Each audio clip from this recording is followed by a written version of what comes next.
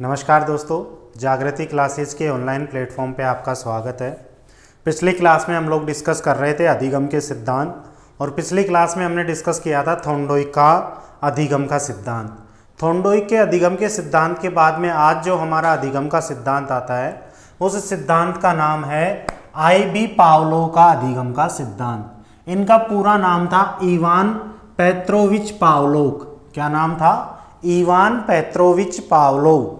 इनका जन्म 26 सितंबर 1849 को हुआ था। इनकी मृत्यु 27 फरवरी 1936 को हुई थी। मुख्य रूप से जो पावलोव की पहचान है, पावलोव की पहचान शरीर विज्ञान शास्त्री फिजियोलॉजिस्ट के रूप में होती है। ये साइकोलॉजिस्ट नहीं थे।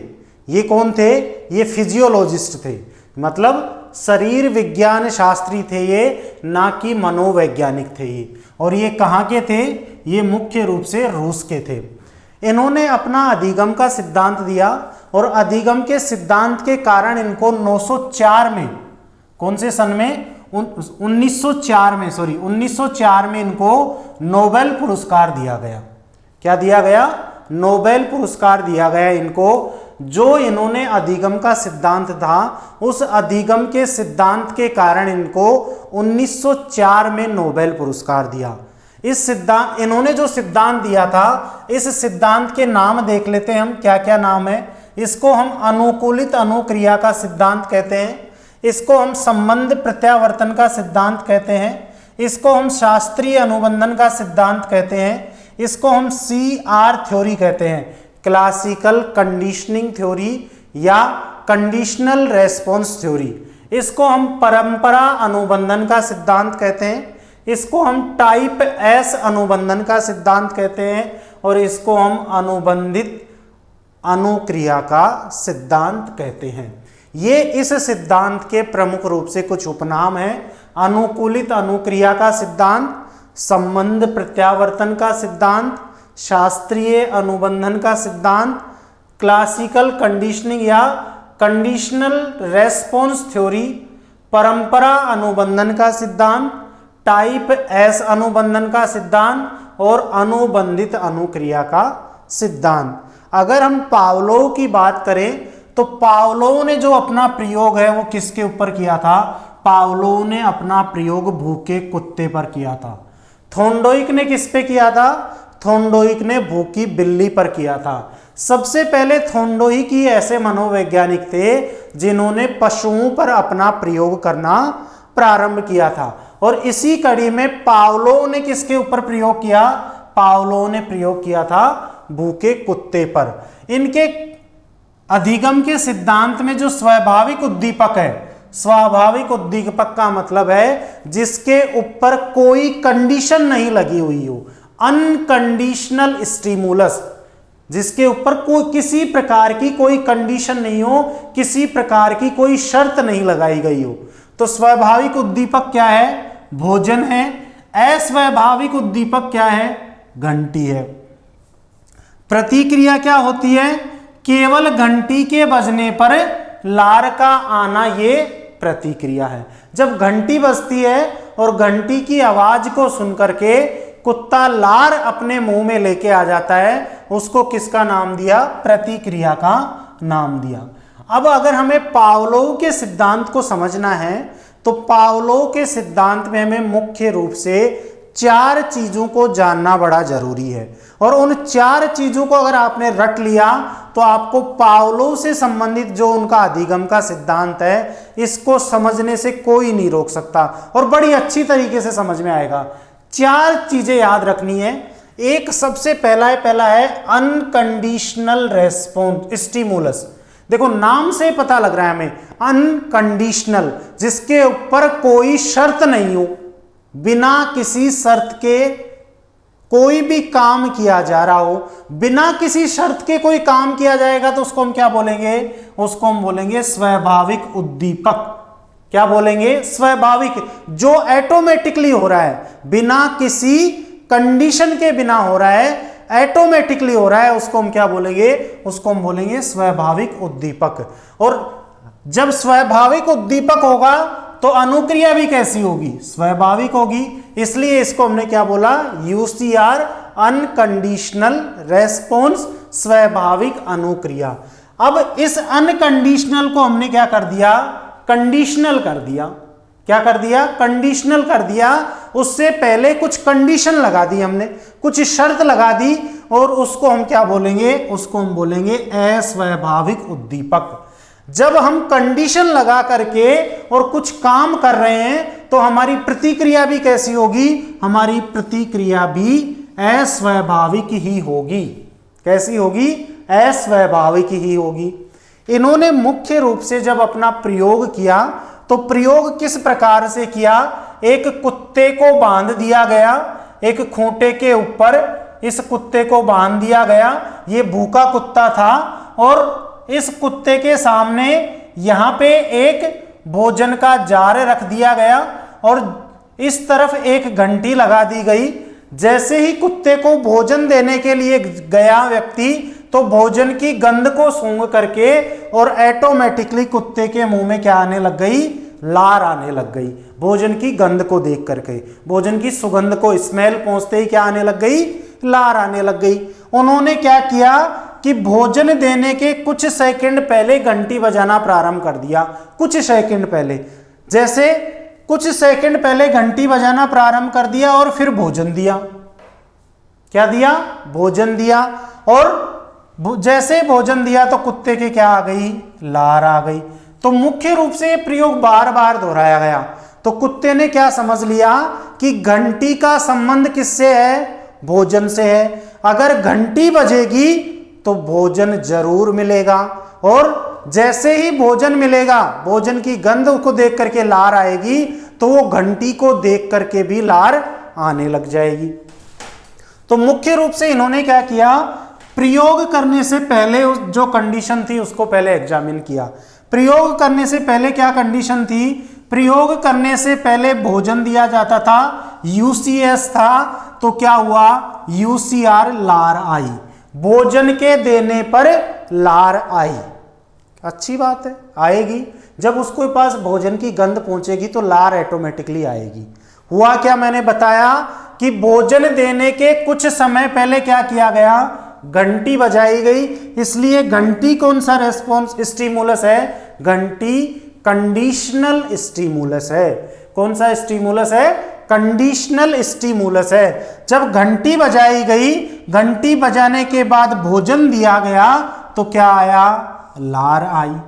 और बार बार ये प्रयोग किया गया, और प्रयोग करने से कुत्ते को ये समझ में आ गया कि भाई अगर घंटी बजेगी तो भोजन जरूर आएगा, और घंटी को बजने के बाद में उसके लार जरूर आएगी।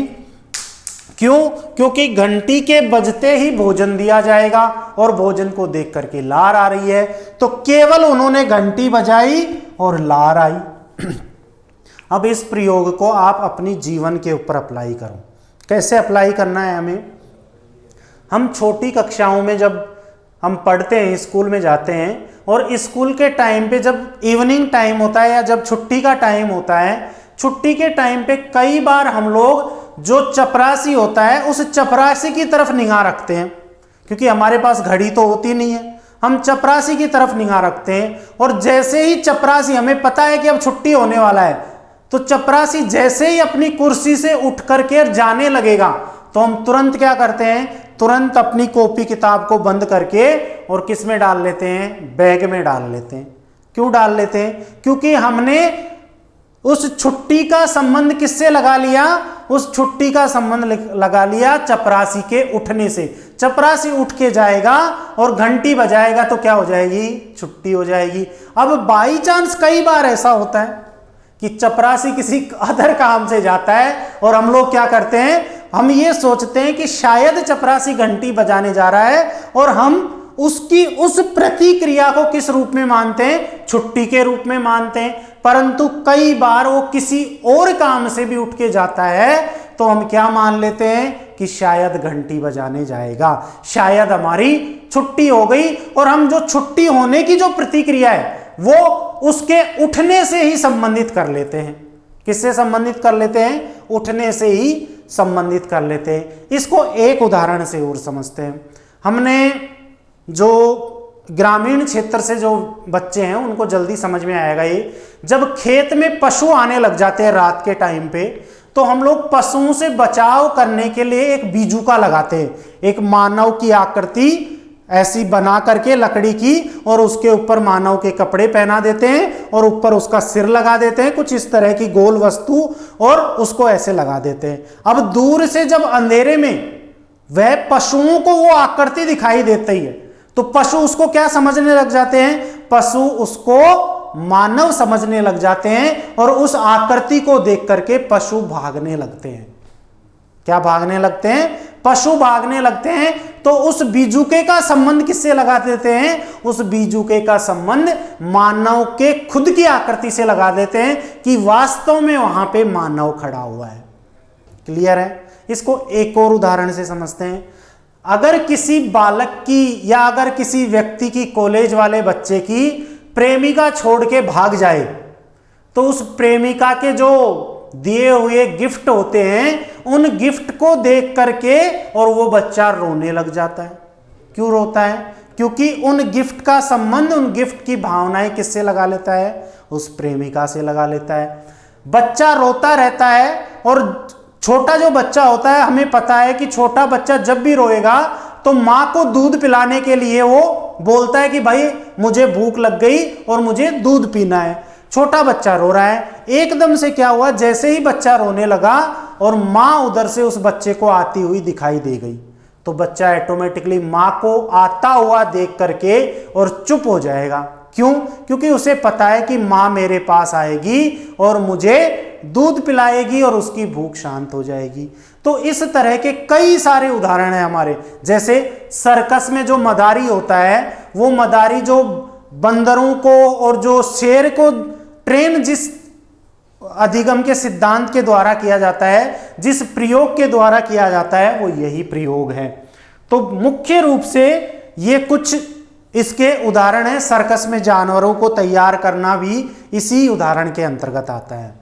सेम इसी प्रकार का जो प्रयोग है, जैसा पावलोव ने अपना प्रयोग किया था, सेम इसी प्रकार का प्रयोग वाटसन ने भी अपना प्रयोग किया था। किसने किया था? वाटसन ने। और वाटसन ने जो प्रयोग किया था वह प्रयोग अपने 11 साल के बच्चे पर किया था। किस पर किया था? 11 साल के बच्चे पर किया था। किस प्रकार से किया था? अल्बर्ट नाम का बच्चा था और उसके ऊपर किस प्रकार से प्रयोग किया था? उस बच्चे को किसी की आवाज सुनने से, जैसे कोई जोर की आवाज हुई, जोर की आवाज होने से उस बच्चे को डर लगता था। कोई भी जोर की वस्तु की आवाज हुई, किसी भी चीज की, तो उसको क्या लगता था? डर लगता था। आवाज होने पर उसकी प्रतिक्रिया क्या हो रही है? डर लगने की हो रही है। अब हुआ क्या कि जोर की आवाज सुनाई देने से उसे डर लग रहा है, तो वाटसन ने क्या किया? पहले उस बच्चे को खरगोश दिखाया और खरगोश दिखाने के बाद में वो जोर की आवाज हुई और जोर की आवाज को सुनकर के, तेज आवाज को सुनकर के, और बच्चा क्या करने लग गया? डरने लग गया। तेज आवाज से बच्चा डरने लग गया। परंतु उस तेज आवाज से पहले उसको क्या दिखाया गया? खरगोश दिखाया गया। बार बार ये प्रयोग किया गया। जब बार बार प्रयोग किया गया तो बच्चे ने खरगोश का संबंध किससे समझ लिया? खरगोश का संबंध किसी तेज आवाज से समझ लिया कि यदि उसे खरगोश दिखाई देगा तो तेज आवाज भी जरूर होगी। तो उस बच्चे को केवल खरगोश दिखाया गया तो बच्चे को डर लगने लग गया। क्या लगने लग गया? डर लगने लग गया। इस तरह के उदाहरण हम कई बार हमारी साधारण जीवन में भी देखते हैं। जब बिजली की गड़गड़ाहट होती है और बिजली की लाइट जब गिरती है, उसके कुछ सेकंड बाद उसकी कड़कड़ाहट होती है, हम लोग उसकी लाइट को देख करके डरने लग जाते हैं। हमें ये पता चल जाता है कि अब जोर की आवाज, अब तेज आवाज जरूर होगी।